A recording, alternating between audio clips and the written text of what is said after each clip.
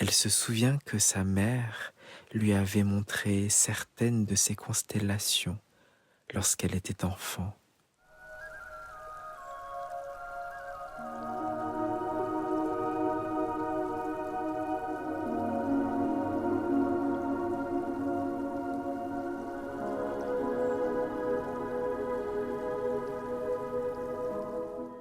Bonsoir, je m'appelle Sébastien Lee et je vous souhaite la bienvenue sur les légendes de Monsieur Lee. Je tiens à remercier les fidèles abonnés pour leur présence et aussi souhaiter la bienvenue aux nouvelles et aux nouveaux qui nous rejoignent pour la première fois. N'hésitez pas à vous abonner pour ne rien manquer de la chaîne. Les légendes de Monsieur Lee, c'est un conte long, apaisant, lu à voix douce le dimanche, chaque dimanche, et un conte court de 15 minutes chaque mercredi. Aujourd'hui, un conte qui se passe sur Monte Alban, ce site sacré qui a aussi été une ville au Mexique dans la région de Oaxaca. J'ai eu la chance d'y être en déplacement professionnel il y a quelques semaines et c'est comme ça que j'ai d'abord écrit le conte court de mercredi dernier. Et aujourd'hui, nous sommes toujours à Monte Alban pour une belle histoire de transmission, de départ et pour vous faire découvrir cette civilisation fascinante, puissante et profonde. Installez-vous confortablement, détendez-vous, respirez en route. Au sommet d'une longue montagne qui domine toute la vallée de Oaxaca s'étend la cité de Monte Alban. La crête a été patiemment transformée par les hommes. La roche a été aplanie, les terrasses ont été taillées dans la pierre et de vastes places ouvertes regardent désormais le ciel. De là-haut, les terres semblent s'étendre sans fin. Les champs de maïs dessinent dans la vallée de larges tapis verts qui ondulent sous le vent, tandis que les montagnes lointaines se dissolvent dans une brume bleutée. À l'aube, la lumière apparaît derrière ces montagnes et glisse lentement sur la cité. Elle touche d'abord les pierres des temples, puis les escaliers larges où passent les habitants, puis les murs simples des maisons où vivent les familles. L'air est frais sur la crête. Un vent léger circule librement entre les plateformes et apporte parfois l'odeur de la terre humide et des champs cultivés plus bas. La cité est déjà éveillée. On entend les premiers pas dans les ruelles de pierre, les voix basses qui se répondent d'une terrasse à l'autre, et le battement d'ailes des oiseaux qui traversent le ciel clair. Ici, au sommet de la montagne, les hommes vivent depuis des générations entre le mouvement du vent, la lumière du soleil et le silence immense de la vallée qui s'étend à leurs pieds. Lorsque la lumière du matin s'étend sur la cité, la vie commence à circuler entre les terrasses de Monte Alban. Les habitants apparaissent peu à peu sur les escaliers de pierre, et dans les passages qui relient les maisons. Ici, la ville ne se réveille jamais brusquement. Elle s'anime lentement, comme si la montagne elle-même respirait à travers ceux qui y vivent. Certaines familles se préparent déjà à descendre vers la vallée. Les sentiers qui quittent la cité serpentent le long des pentes et rejoignent les champs cultivés en contrebas. Là-bas poussent les plants de maïs qui nourrissent la région. Les tiges hautes frémissent sous le vent du matin et leurs feuilles longues bruissent doucement comme une mer végétale. Dans ces champs, les hommes et les femmes connaissent les gestes anciens. Préparer la terre, semer les graines, protéger les jeunes pousses, attendre patiemment que les épis mûrissent sous le soleil. Dans la cité, d'autres tâches occupent la matinée. Devant certaines maisons, les femmes s'installent près des pierres plates où elles broient les grains de maïs. Les métates reposent sur de petits supports de pierre, inclinés juste assez pour que la pâte glisse lentement sous le mouvement régulier des mains. Le frottement des pierres produit un bruit sourd et rythmé qui se répète de maison en maison. Peu à peu, la farine devient une pâte souple qui servira à préparer les galettes du jour. Plus loin, près des grandes plateformes qui entourent la place centrale, des artisans commencent leur travail. Certains façonnent l'argile humide pour former des jarres ou des bols qui serviront à conserver l'eau et les grains. D'autres travaillent la pierre ou le bois. Les gestes sont précis, répétés depuis l'enfance. Dans une ville aussi ancienne, chaque métier s'inscrit dans une longue tradition. Les enfants, eux, circulent librement entre les maisons. Ils courent sur les escaliers larges, s'arrêtent pour regarder les oiseaux qui passent au-dessus de la ville, ou suivent les adultes qui transportent des paniers remplis de nourriture ou d'objets. Leur présence donne à la cité un mouvement léger et imprévisible. Au centre de Monte Alban s'étend la grande place cérémonielle, vaste espace ouvert entouré de temples et de plateformes.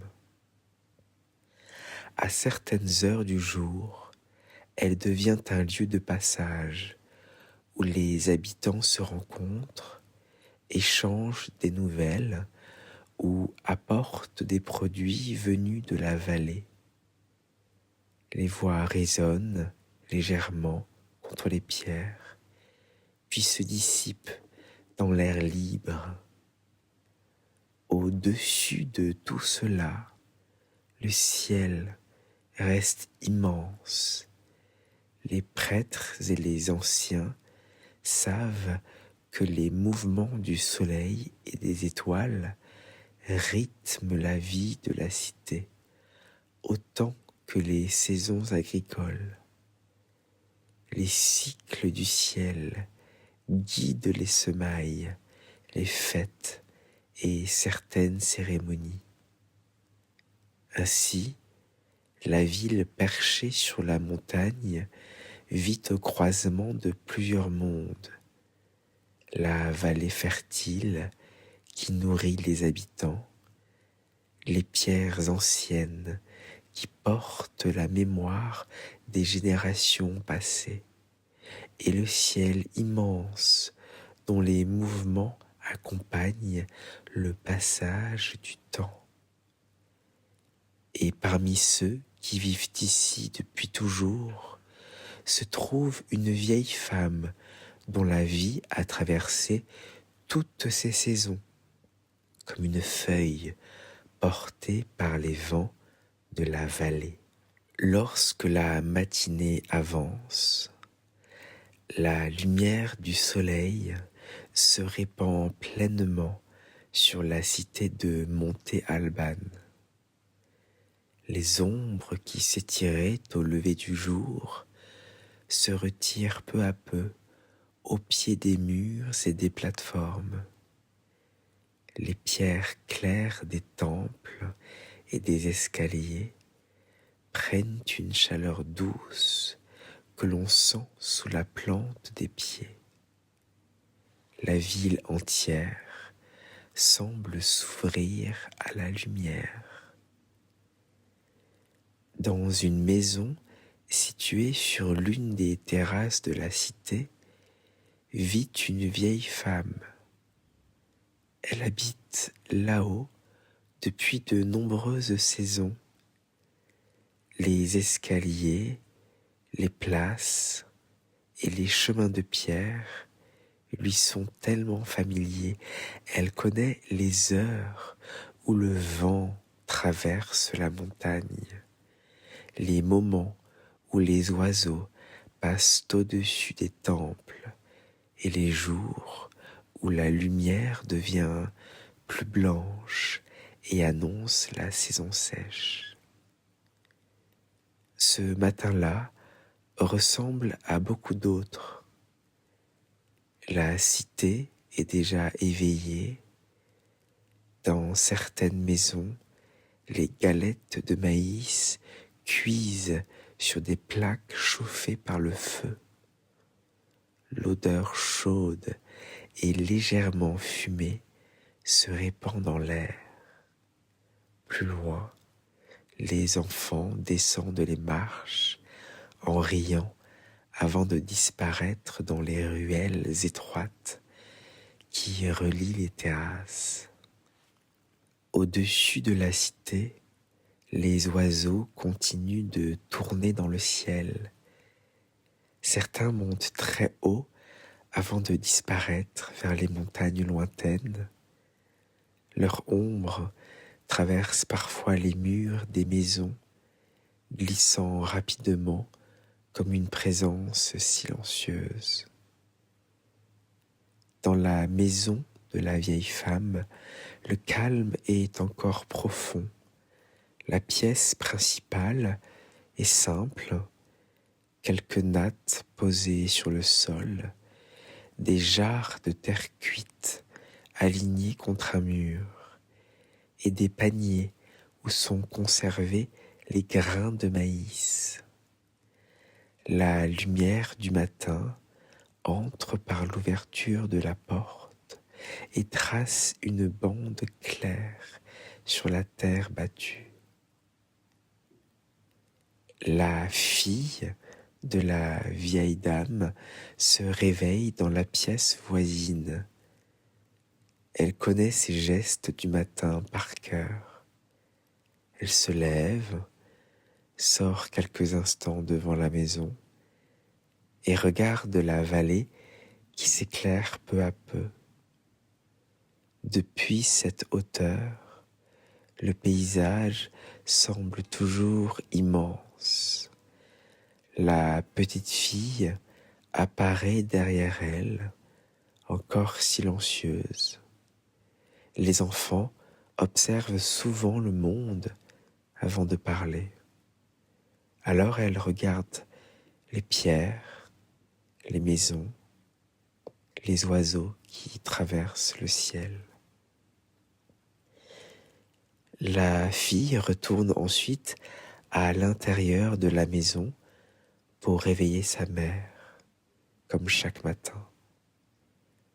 La lumière glisse dans la pièce, touche les jarres, les paniers et caresse le visage de la vieille dame allongée sur sa natte.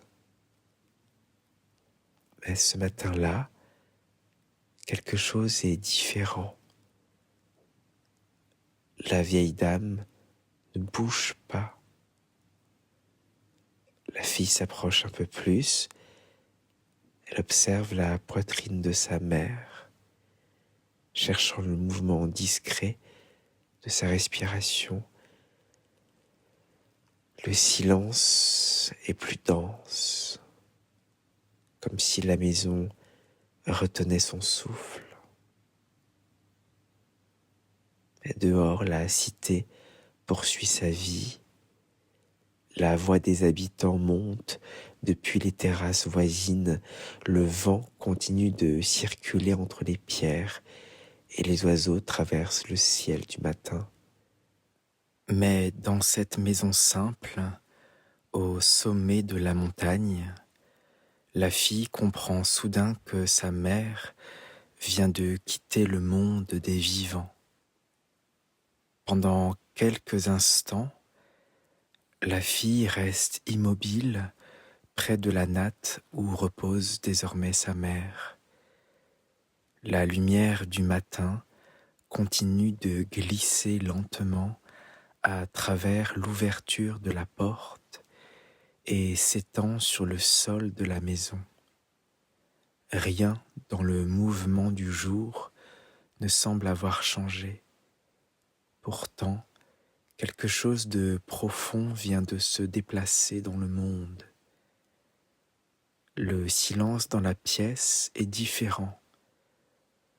Ce n'est pas le silence paisible de l'aube, ni celui des nuits calmes sur la montagne. C'est un silence plus dense, presque immobile, comme si l'air lui-même s'était arrêté autour du corps de la vieille femme. À l'extérieur, la cité de Monte Alban continue de s'éveiller.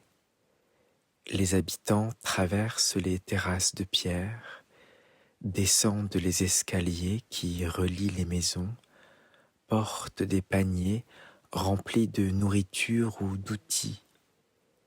Les voix résonnent brièvement entre les murs avant de se perdre dans l'air ouvert de la montagne.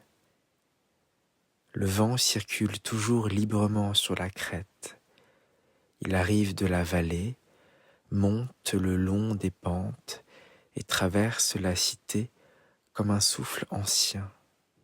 Il glisse entre les plateformes cérémonielles, passe sur la grande place et vient s'engouffrer dans les passages étroits qui séparent les maisons. Lorsque le vent atteint la maison de la vieille femme, il soulève légèrement les fibres tressées qui servent de rideau à l'entrée. La lumière tremble sur le sol de terre battue. Une odeur de pierre chauffée et de plantes sauvages entre avec lui. La petite fille observe la scène depuis l'entrée de la pièce. Elle ne comprend pas encore pleinement ce qui se passe, mais elle perçoit que quelque chose d'important vient de se produire. Les enfants sentent souvent les changements du monde avant d'en comprendre le sens. Elle regarde sa mère, immobile près du corps de sa grand-mère. Elle regarde aussi le vent qui traverse la maison et fait bouger doucement les tissus suspendus près du mur. Au-dessus de la cité, le ciel reste immense et clair. Des oiseaux continuent de tourner lentement dans les courants d'air chaud qui commencent à monter depuis la vallée. Leur vol décrit de larges cercles silencieux au-dessus des temples et des maisons. La fille se redresse enfin. Elle regarde une dernière fois le visage de sa mère. Les traits sont calmes, presque lumineux dans la lumière du matin. La grand-mère semble simplement reposer, comme si elle avait choisi de s'endormir au moment précis où le soleil revenait toucher la montagne. Mais la mère sait désormais que cet endormissement est différent. Alors elle sort de la maison et regarde la cité autour d'elle, les escaliers, les terrasses, les temples. Tout apparaît exactement comme c'était la veille. La vie circule toujours de la même manière entre les pierres. Pourtant, au cœur de cette matinée claire, la fille comprend que quelque chose vient de se refermer. Une génération vient de quitter le monde et c'est désormais à elle de porter la mémoire de la grand-mère au sommet de la montagne. Pourtant, au cœur de cette matinée claire, la mère comprend que quelque chose vient de se refermer. Une génération vient de quitter le monde et c'est désormais à elle de porter la mémoire de sa propre mère au sommet de la montagne. La petite fille reste quelques instants à l'entrée de la maison. Elle ne parle pas. Les enfants regardent souvent longtemps avant de poser des questions. Alors elle observe sa mère qui vient de sortir sur la terrasse. Le corps immobile de sa grand-mère allongé sur la natte. La lumière du matin entre maintenant plus largement dans la pièce. Elle éclaire les jarres de terre cuite alignés contre le mur, les paniers où sont conservés les grains de maïs et les fibres tressées qui servent de rideau à l'entrée. La maison semble exactement la même que la veille. La petite fille regarde le visage de sa grand-mère. Elle connaît bien ses traits. Sa grand-mère lui racontait parfois des histoires le soir, lorsque la chaleur du jour disparaissait et que le vent circulait plus librement entre les terrasses de la cité. Elle lui montrait aussi les oiseaux qui traversent le ciel au-dessus des temples, en lui expliquant que certains viennent des montagnes lointaines et suivent les courants d'air de la vallée. Aujourd'hui, le visage de sa grand-mère reste immobile, mais il n'est pas inquiétant. Il ressemble plutôt à celui de quelqu'un qui repose profondément. La petite fille incline légèrement la tête, comme si elle essayait de comprendre ce silence nouveau. Dehors, la cité de Monte Alban continue de s'animer. La petite fille sort à son tour sur la terrasse. Le vent effleure son visage. Il apporte avec lui l'odeur de la terre humide des champs et celle des plantes sauvages qui poussent entre les pierres. Au-dessus de la cité, Les oiseaux sont toujours là. Plusieurs d'entre eux tournent lentement dans le ciel clair. Ils montent dans les courants d'air chaud qui s'élèvent depuis la vallée. Leurs ailes s'ouvrent largement et restent presque immobiles pendant qu'ils décrivent de grands cercles silencieux au-dessus des temples et de la grande place. La petite fille lève les yeux vers eux. Elle suit leurs mouvements avec attention, comme si ces trajectoires dans le ciel pouvaient lui révéler quelque chose. Sa mère se tient un peu plus loin sur la terrasse. Elle regarde la vallée, mais ses pensées sont ailleurs. La perte de sa propre mère vient d'ouvrir en elle un espace profond qu'elle n'avait jamais encore exploré. La petite fille s'approche d'elle et prend doucement sa main, et ensemble, la mère et la fille regardent les oiseaux tracer des cercles dans le ciel. Pendant un long moment, personne ne parle. Le vent continue de traverser la cité, les voix de résonner dans les ruelles de pierre. Pour l'enfant, ce mouvement semble naturel, presque évident. Les oiseaux s'élèvent toujours lorsque l'air se réchauffe au-dessus de la vallée.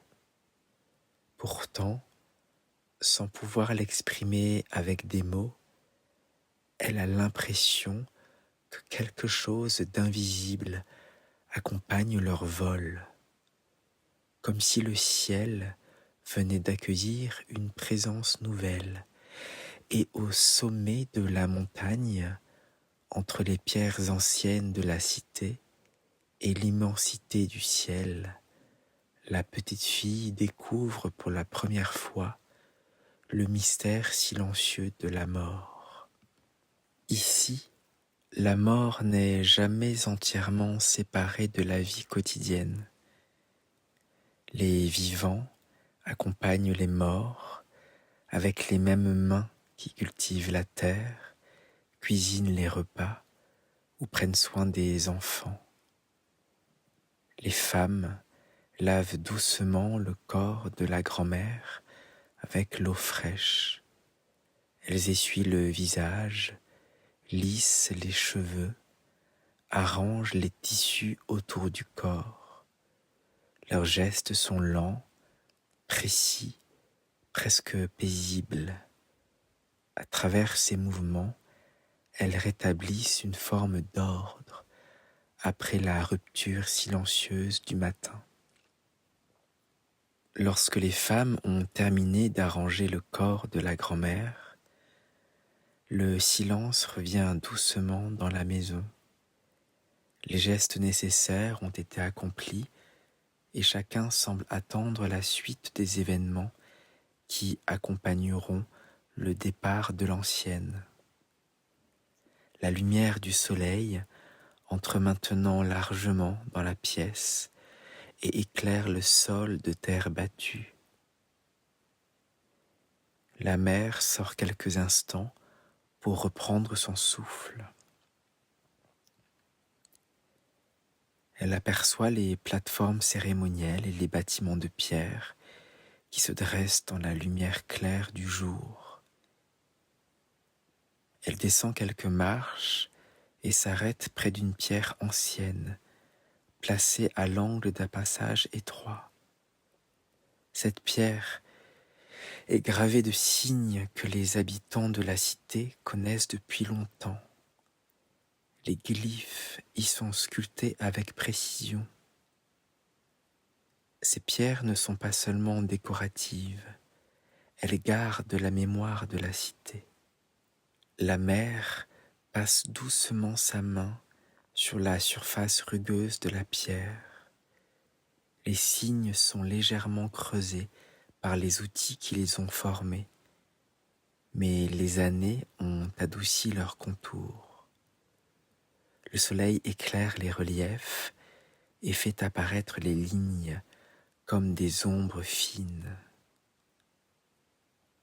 Elle se demande combien de vies ont été évoquées sur ces pierres, combien de noms ont été prononcés autrefois dans la cité, puis oubliés avec le temps. Combien de générations ont traversé ces escaliers, travaillé dans les champs de la vallée, élevé des enfants et enterré leurs anciens sur cette même montagne. Derrière elle, la petite fille s'approche en silence. Elle regarde la pierre avec curiosité. Les enfants voient souvent des choses anciennes avec un regard neuf, comme s'ils découvraient un langage mystérieux. Elle passe son doigt sur l'un des glyphes, essayant d'en suivre les lignes. La mère retire sa main de la pierre. Elle comprend maintenant que la mort de sa propre mère n'est pas seulement un événement isolé dans sa propre vie. Elle s'inscrit dans une histoire plus vaste, celle de toutes les générations qui ont vécu, aimé et disparu sur cette montagne. Et dans la lumière calme de la matinée, devant la pierre gravée de signes anciens, la mémoire de la grand-mère commence déjà à rejoindre celle des vies qui l'ont précédée. Peu à peu, les premières étoiles apparaissent dans le ciel. La cité de Monte Alban devient plus silencieuse. Les habitants rentrent dans leurs maisons, les feux commencent à s'allumer derrière certaines portes et les voix se font plus basses. Dans cette transition entre le jour et la nuit, la mère ressent plus profondément la perte de sa mère. La mort lui apparaît soudain comme un passage semblable à celui du jour vers l'obscurité. Quelque chose disparaît de la lumière du monde visible pour entrer dans un domaine que les vivants ne peuvent plus suivre. Au-dessus de la montagne, le ciel devient vaste et profond. Et dans le silence qui enveloppe la cité perchée sur sa crête, la mère comprend que la mort de sa mère appartient désormais au même mystère que la nuit qui descend lentement sur la vallée. Puis les premières étoiles apparaissent. Les habitants de la région ont toujours observé attentivement le ciel nocturne. Les habitants de la région ont toujours observé attentivement le ciel nocturne. Depuis les terrasses élevées de Monte Alban, les constellations semblent particulièrement proches. Les prêtres et les anciens savent reconnaître les mouvements réguliers des étoiles et des planètes. Ces mouvements aident à comprendre les cycles du temps, les saisons de culture et certains moments cérémoniels. La mère lève les yeux vers ce ciel profond. Les étoiles apparaissent les unes après les autres, formant des lignes invisibles que les anciens ont appris à lire. Elle se souvient que sa mère lui avait montré certaines de ces constellations lorsqu'elle était enfant, lui expliquant que le ciel accompagne la vie des hommes comme une grande mémoire silencieuse. La petite fille s'assoit près d'elle et regarde les étoiles avec la même attention tranquille qu'elle avait portée aux oiseaux dans le ciel du matin. Les enfants découvrent souvent l'immensité du monde avec une simplicité que les adultes ont parfois perdu. Le vent circule doucement sur la terrasse. Il fait bouger les fibres suspendues à l'entrée de la maison et apporte les sons lointains de la cité. La mère regarde longtemps le ciel, elle pense à la vie de sa mère, à toutes les années passées sur cette montagne, aux saisons qui se sont succédées depuis son enfance. Elle se demande où vont toutes ces vies humaines lorsqu'elle quitte le monde visible. Dans cette nuit vaste, la cité perchée de Monte Alban paraît presque silencieuse, comme suspendue entre la terre sombre de la vallée et la profondeur lumineuse et immense du ciel. Et tandis que la mer contemple les constellations qui se déplacent lentement dans l'obscurité, elle ressent pour la première fois que la mort de sa mère appartient peut-être à un ordre plus vaste, aussi ancien et mystérieux que le mouvement des étoiles au-dessus de la montagne. Lorsque l'aube suivante apparaît derrière les montagnes de la vallée, la lumière monte lentement vers la crête où s'étend la cité. Peu à peu, les proches arrivent. Lorsque tout est prêt, la marche commence. La procession quitte la maison et s'engage dans les escaliers qui descendent vers le cœur de Monte Alban. À mesure que la procession descend des terrasses, la cité apparaît dans toute son étendue. Le vent lui-même accompagne la marche. Au-dessus de la cité, le ciel est vaste et limpide. Des oiseaux traversent l'air du matin en cercle. La petite fille lève les yeux vers eux un instant, et tandis que la procession continue sa marche lente à travers la cité ancienne, la mère ressent que la vie de sa mère s'inscrit désormais dans la longue histoire de la montagne qui domine la vallée. Des offrandes simples sont déposées près du corps, des jarres, quelques aliments, des objets du quotidien. Dans les cultures anciennes, ces gestes rappellent que la vie humaine ne se résume pas à un instant isolé, mais qu'elle s'inscrit dans une relation permanente avec la communauté et les ancêtres. Au-dessus de la cité, les oiseaux continuent de traverser l'air en silence.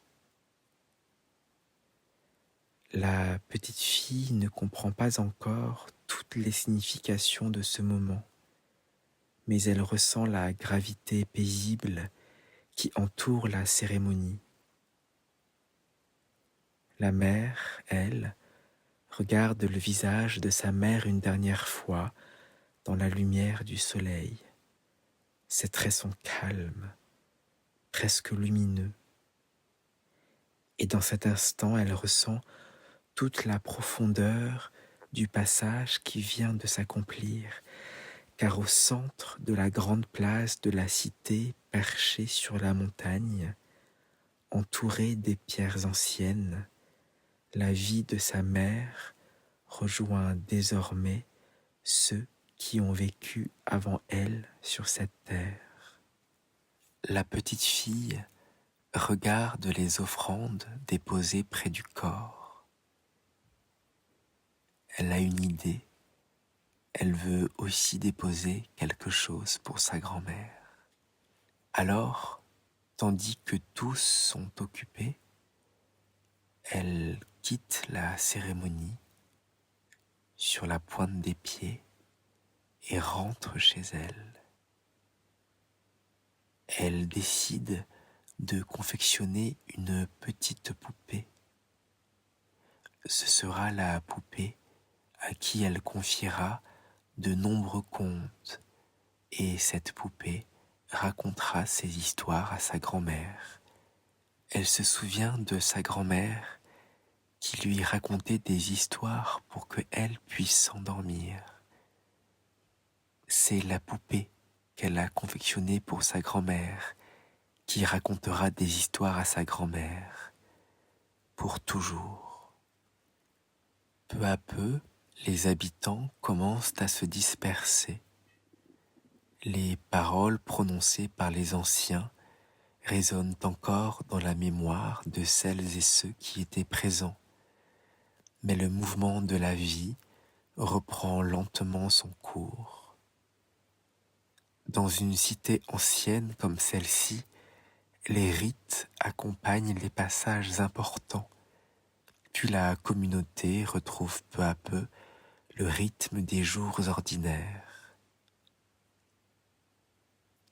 Le corps de la grand-mère a été confié aux proches qui poursuivent les gestes nécessaires pour accompagner son départ.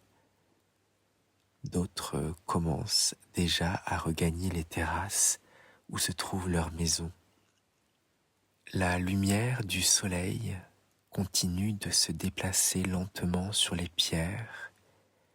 Les ombres des plateformes changent de forme et la grande place redevient progressivement un lieu de passage comme elle l'était la veille.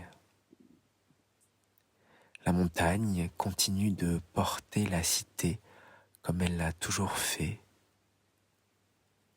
Au sommet de la montagne, entre les pierres anciennes de Monte Alban et l'immensité de la vallée, la mer ressent pour la première fois que la douleur de la perte pourrait coexister avec la continuité silencieuse du monde.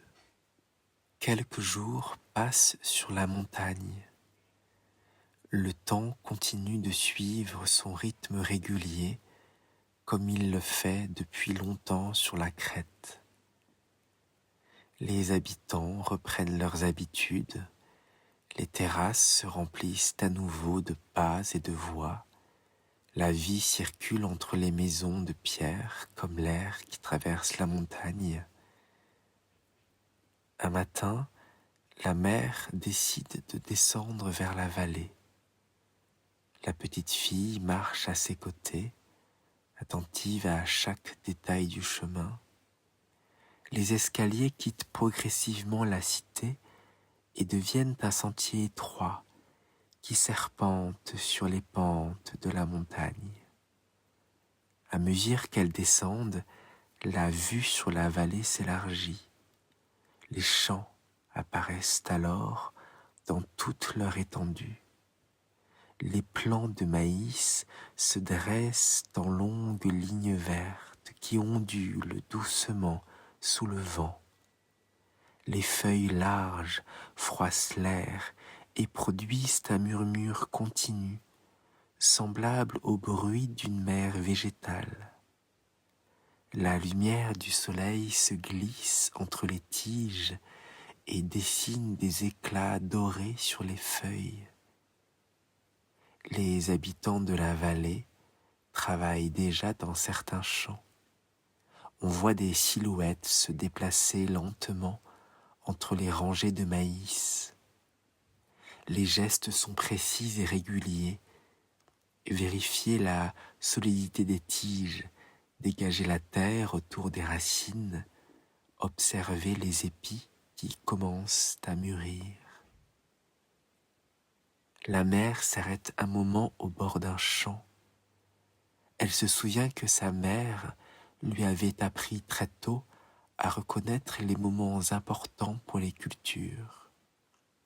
La petite fille observe les plants avec curiosité et passe sa main sur une feuille de maïs et sent la texture légèrement rugueuse sous ses doigts. Le vent traverse le champ et fait onduler toutes les tiges à la fois. Ce murmure du maïs lui rappelle les journées passées autrefois aux côtés de sa mère dans ces mêmes champs. Aujourd'hui, sa mère n'est plus là et pourtant les gestes qu'elle a transmis continuent d'exister. Le vent traverse à nouveau le champ de maïs. Et au pied de la montagne, la fille comprend que la vie de sa mère continue d'exister dans ces champs qui nourrissent les générations depuis si longtemps. Après un moment passé dans le champ, la petite fille et la mère reprennent le sentier qui remonte vers la montagne. À mesure qu'elle monte, la vallée s'ouvre à nouveau derrière elle, vaste et silencieuse sous la lumière du soleil. La petite fille marche en regardant souvent le ciel. Elle tend le bras vers l'air lumineux au-dessus de la vallée. Un groupe d'oiseaux plane dans les courants qui montent de la terre chauffée par le soleil. La petite fille regarde ces oiseaux avec fascination. Elle suit leurs mouvements comme s'ils traçaient des lignes et des chemins invisibles, comme s'ils lui parlaient, comme s'ils lui faisaient signe. Les anciens disent parfois que les oiseaux connaissent les passages entre les mondes visibles et invisibles.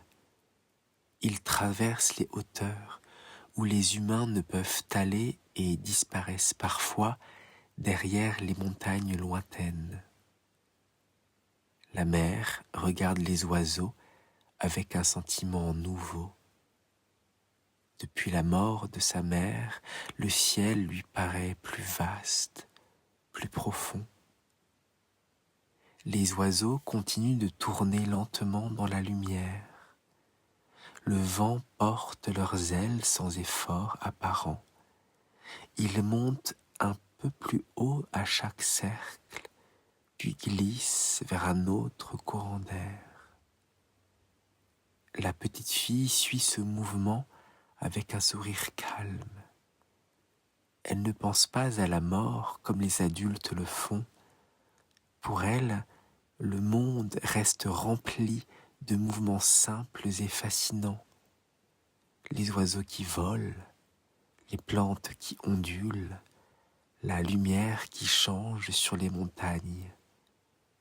Elle prend doucement la main de sa mère et la tire légèrement pour lui montrer un oiseau qui s'élève encore plus haut que les autres. La mère lui serre sa main en retour. Le chemin qui remonte vers la cité devient plus raide à mesure que la fille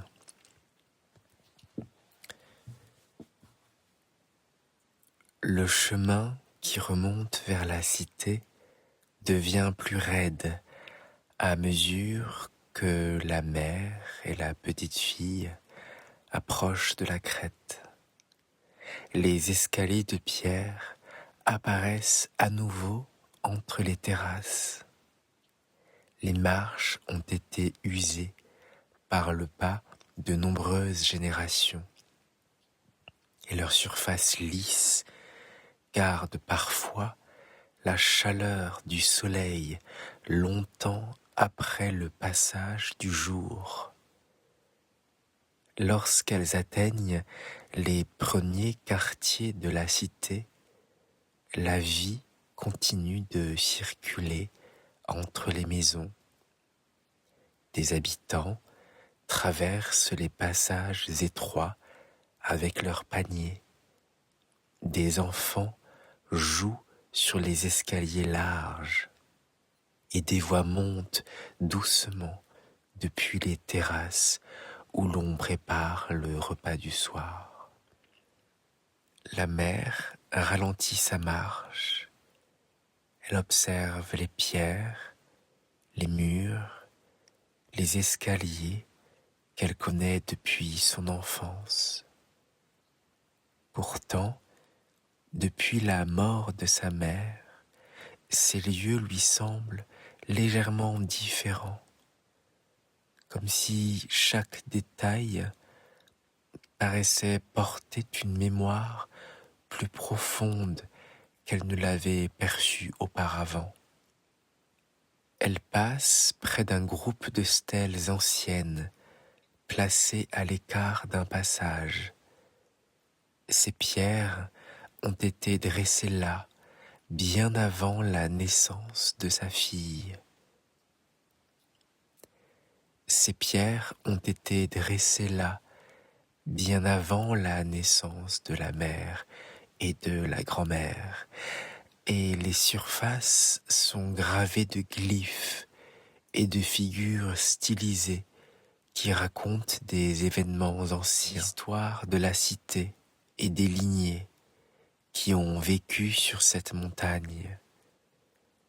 Les tailleurs de pierre gravaient les signes avec impatience, avec patience, sachant que ces marques resteraient longtemps après la disparition de celles et ceux qui les avaient commandées.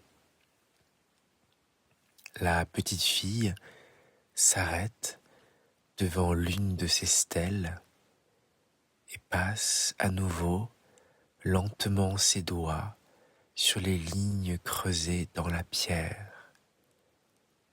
Sous ses doigts, les reliefs sont irréguliers, mais on distingue encore les formes qui ont été sculptées autrefois. La mère regarde ce geste avec attention. Elle se souvient que lorsqu'elle était enfant, elle faisait elle aussi cette même chose. Sa mère à elle lui expliquait alors que ces signes représentaient des noms, des histoires, des moments importants pour la cité. Les pierres parlaient d'une mémoire plus vaste que celle des individus. Le vent traverse les terrasses et glisse entre les stèles anciennes.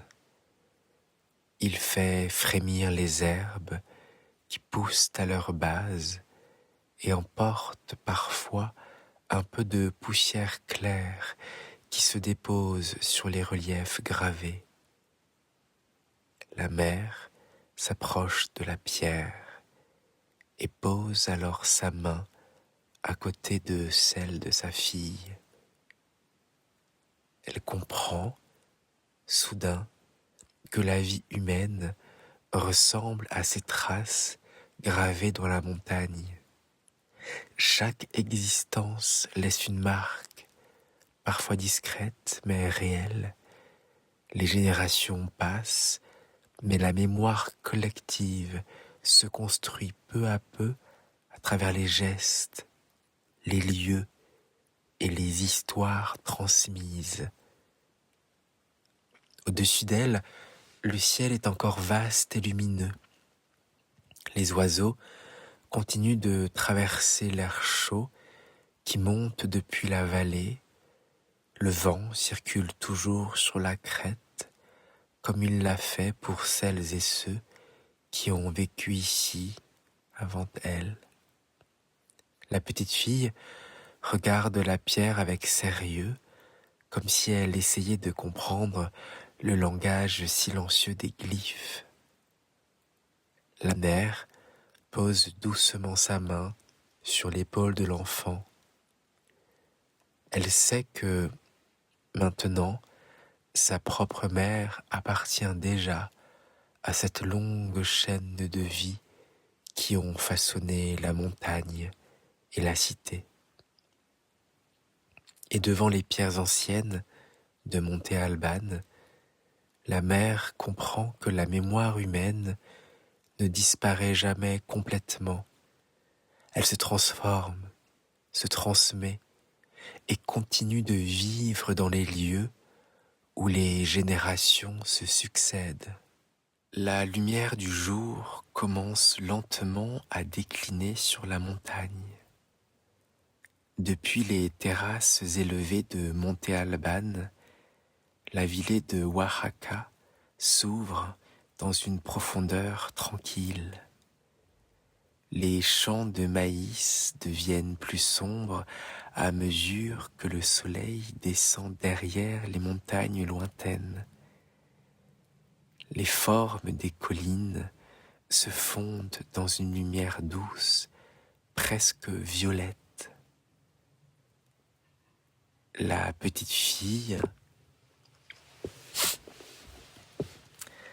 La petite fille et sa mère restent encore un moment près des pierres anciennes. Le vent traverse la cité comme il le fait chaque soir, glissant entre les escaliers, les plateformes et les maisons de pierre. Il emporte avec lui l'odeur de la terre refroidie et celle des plantes qui poussent dans les fissures de la montagne. Peu à peu, les habitants regagnent leur maison. On entend le bruit des pas sur les marches, les voix qui s'appellent d'une terrasse à l'autre, et parfois le rire d'un enfant qui court dans un passage étroit. La cité reprend le rythme simple du soir. La mer lève les yeux vers l'horizon. Le soleil disparaît lentement derrière les montagnes. Pendant quelques instants, la lumière devient plus intense, comme si le ciel retenait encore un peu du jour avant de laisser place à la nuit. Les pierres des temples et des plateformes, les pierres des temples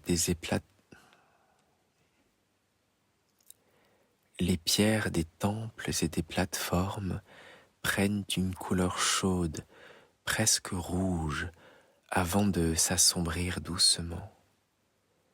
La petite fille serre la main de sa mère. Elle regarde la vallée avec la même attention calme qui l'accompagne depuis le matin de la mort de sa grand-mère. Pour l'enfant, le monde n'a pas changé de manière brutale. La mère ressent la même chose, mais d'une manière tellement différente. La douleur de la perte est toujours là, mais elle n'est plus seule, car les oiseaux volent toujours au-dessus de la montagne, le vent traverse toujours la cité et les champs continuent de pousser dans la vallée. Elle est entourée par le mouvement immense du monde qui continue. Les générations se succèdent et se succéderont comme les saisons. La grand-mère a vécu longtemps sur cette montagne. Elle a connu les mêmes vents, les mêmes champs de maïs, les mêmes levées et couchers de soleil sur la vallée. Elle a transmis ses gestes, ses histoires et sa connaissance du monde à sa fille qui la transmet à sa fille. Et maintenant, c'est la petite fille qui marche à son tour sur les escaliers de la pierre, sur les escaliers de pierre de la cité. Au-dessus de la montagne, le ciel devient progressivement plus profond. Les premières étoiles apparaissent dans la lumière du soir comme elles l'ont fait la nuit précédente et comme elles le feront encore pour toutes ces nuits qui viendront après. La mère regarde sa propre fille Elle comprend que la vie de sa mère à elle n'a pas simplement disparu, elle continue en réalité à travers les gestes appris, les souvenirs transmis et ces lieux où leurs propres pas résonnent encore.